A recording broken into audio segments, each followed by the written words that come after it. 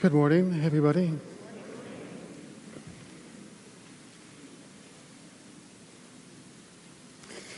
Every single person in this room has the power to make a difference for the better.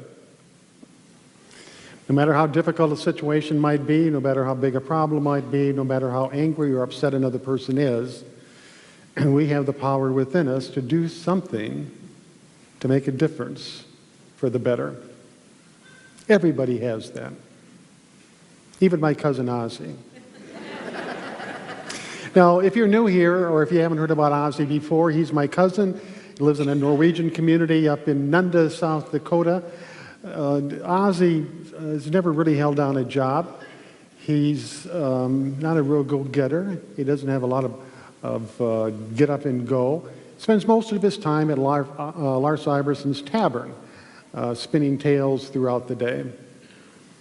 Well, he was sitting with Lars at the tavern the other day, and Lars was telling him that he is having a very difficult time sleeping at nights. And Lars said when he went to bed, he was just absolutely positive that there was somebody hiding underneath the bed. So he'd get up, turn the lights on, look under the bed, nobody there, go back to bed, and the fear came back. He read books on insomnia. He went to a psychiatrist. He even hired a psychic to see if he had a ghostly visitor. But absolutely nothing worked. He was positive somebody was hiding under his bed when he went to sleep at night. Well, after hearing this, Ozzy said, "Give me the keys to your house, Lars." Lars gave him the keys. Ozzy ran off and returned in an hour and said, "I guarantee you, nobody will sleep under your bed again." And Lars is dumbfounded. He says, "What on earth did you do?" He said, "I cut the legs off your bed." Sometimes the biggest problems have the simplest solutions. But one thing each and every one of us can be sure of, on the path of life, there's going to be bumps in the road. There are going to be problems, there are going to be challenges, there are going to be setbacks, there are going to be defeats. We've all experienced them, every single person in this room. You think back over your lifetime, the problems you've had, but solved, the challenges you've faced, but overcome them, the setbacks that you've had and the defeats you've experienced, that here you are today in good mind and good spirit. Problems are a natural part of life. They're not the enemy. Challenges strengthen us. They expand our wisdom. The only place that we have to grow is through the problems and challenges that we face, because that allows us to expand our wisdom. It allows us to grow. It allows us to move beyond the place in life that we have. Now, since we were young children, as we began to grow up, we established for ourselves a comfort zone.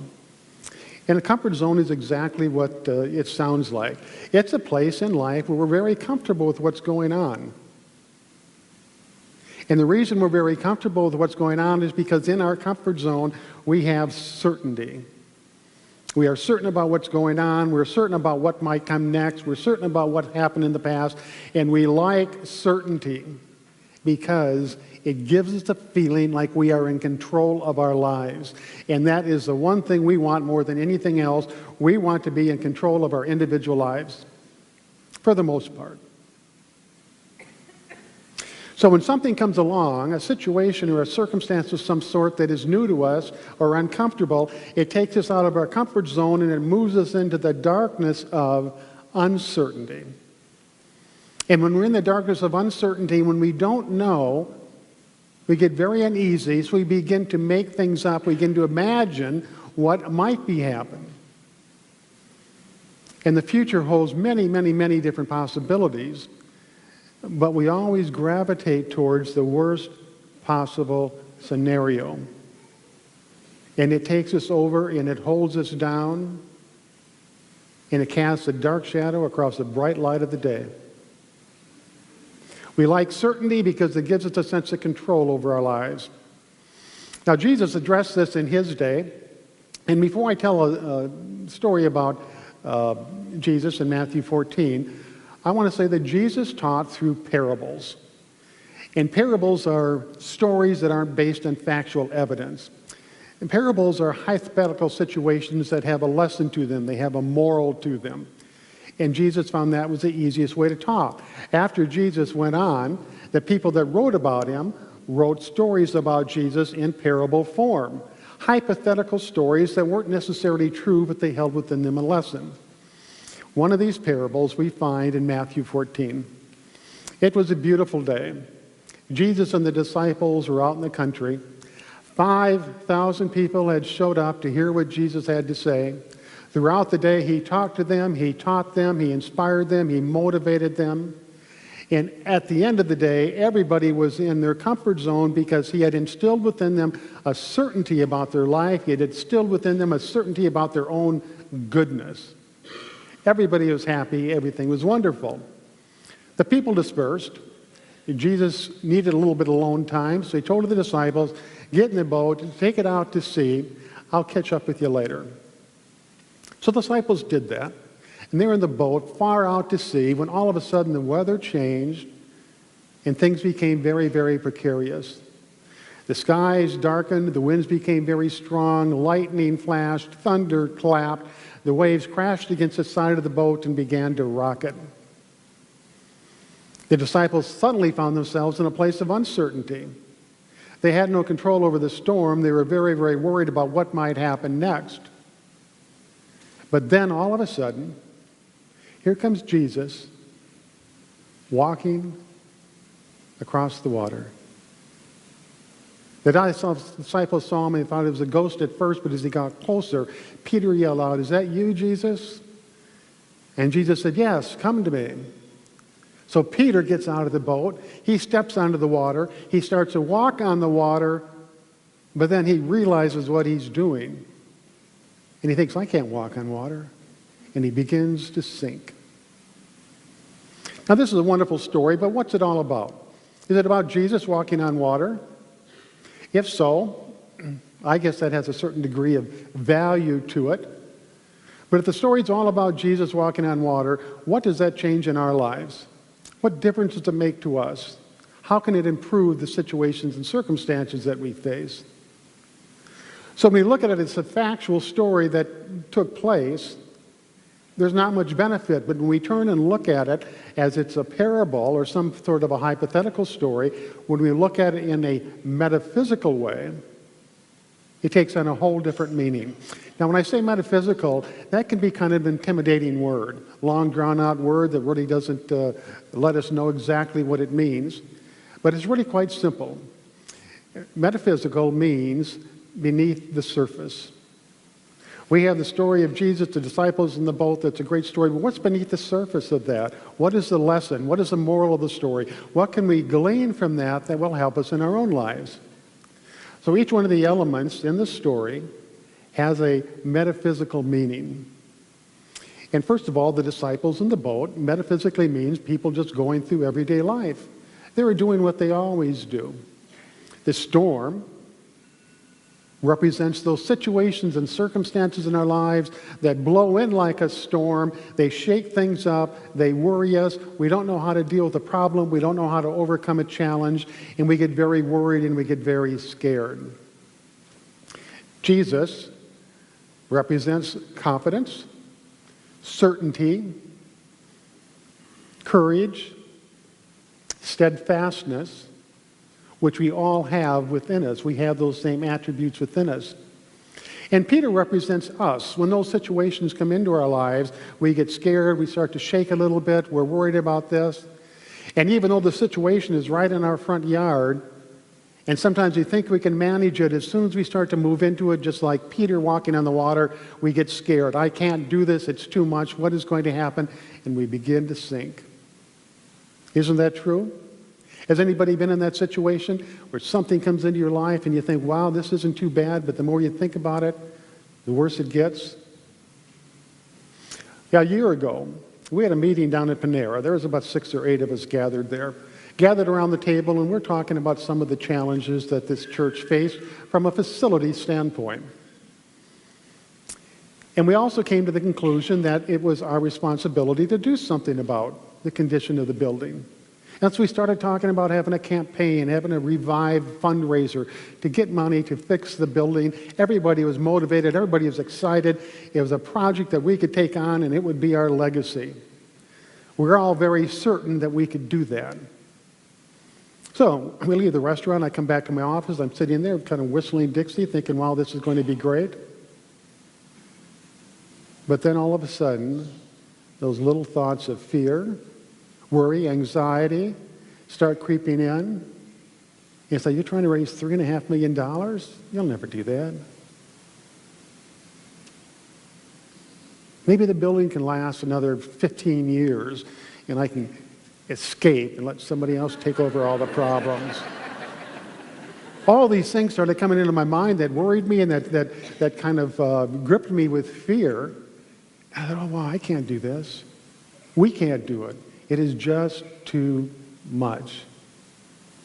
But then I'd center myself, like, no, we can do this. It's been done before. It's done all over the country all the time.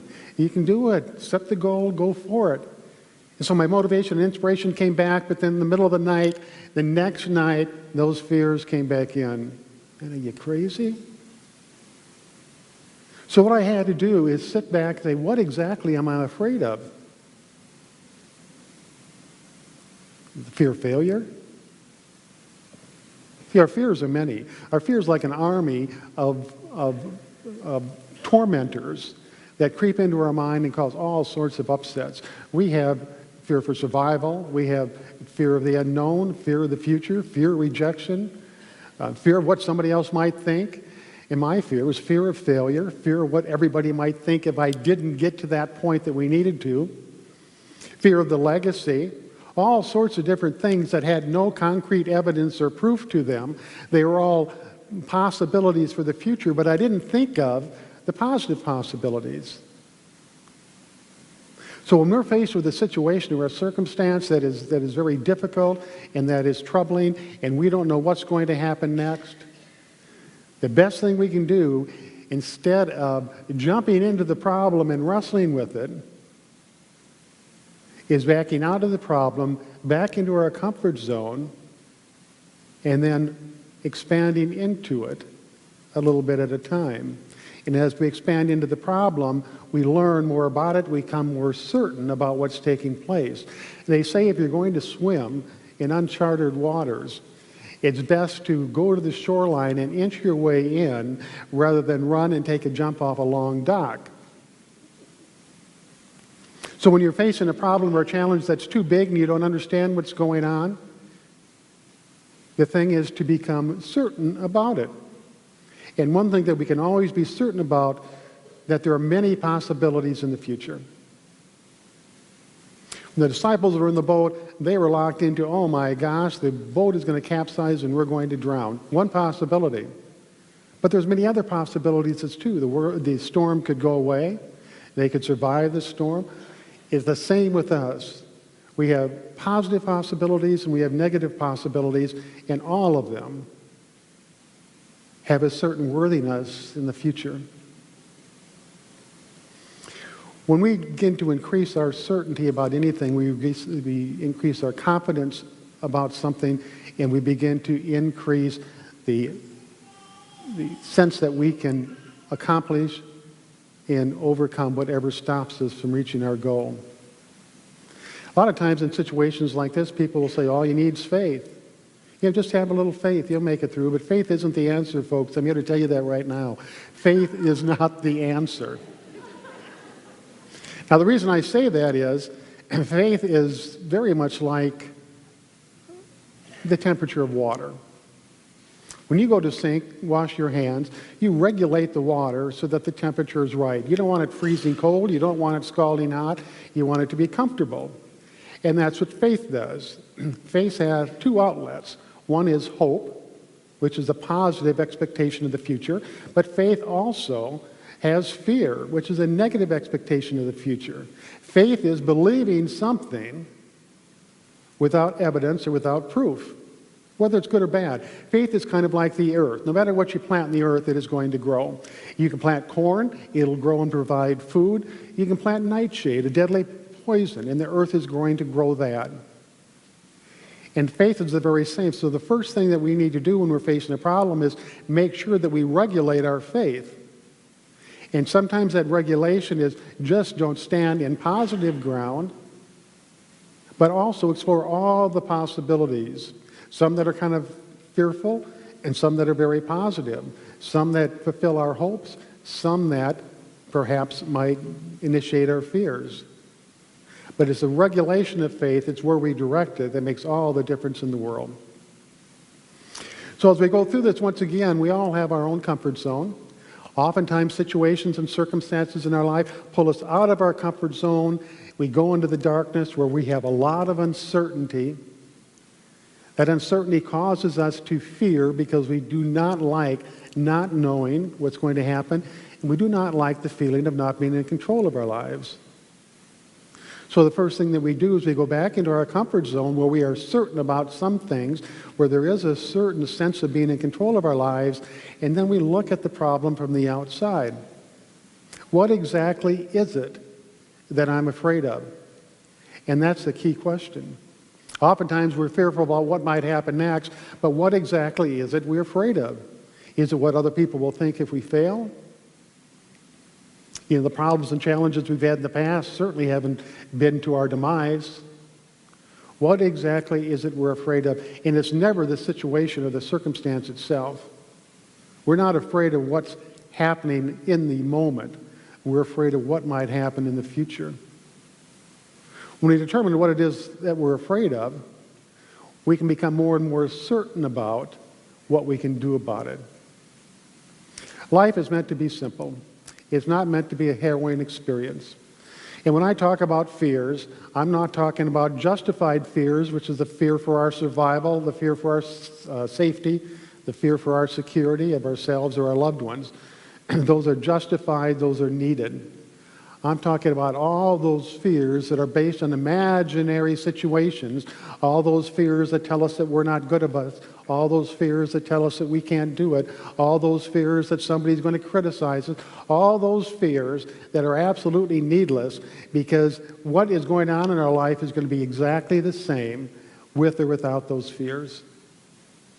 All those needless fears aren't going to change a thing out there.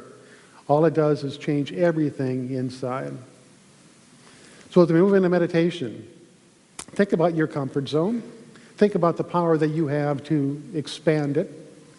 Think about any problem or challenge that you might be facing right now and know that you do have whatever it takes to solve the problem or to overcome the challenge.